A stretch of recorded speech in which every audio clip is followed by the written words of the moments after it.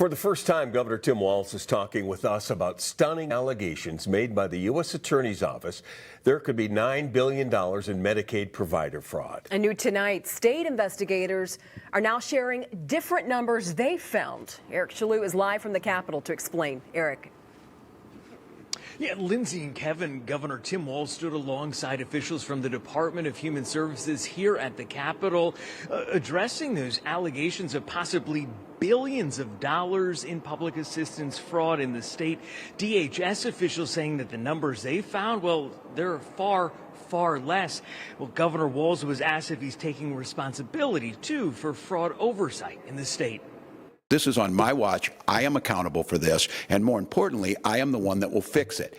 They're not interested in that, so they throw about these numbers. Governor Tim Walz disagrees with federal prosecutors over allegations that there could possibly be billions of dollars in Medicaid fraud in the state. To extrapolate what that number is for sensationalism or to make statements about it, it doesn't really help us. Half or possibly more of the $18 billion billed by providers in 14 state-run programs since 2018, the U.S. Attorney's Office says could have been obtained by fraudulent means. I don't make these generalizations in a hasty way, so when I say a significant amount, I'm talking in the order of half or more, but we'll see.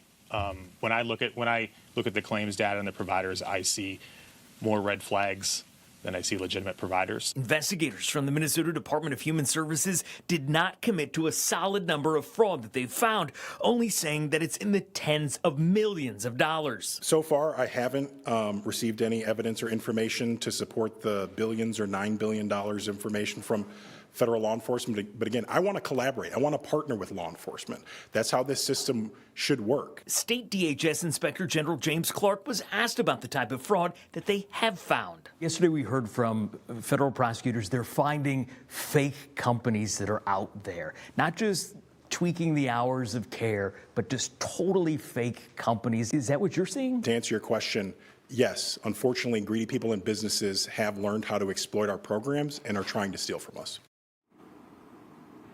State investigators also echoed what we heard from federal prosecutors yesterday, that they're focusing their efforts now on the ICS program. Some of the providers in that program, what that program does is help Minnesotans with special needs with their daily chores.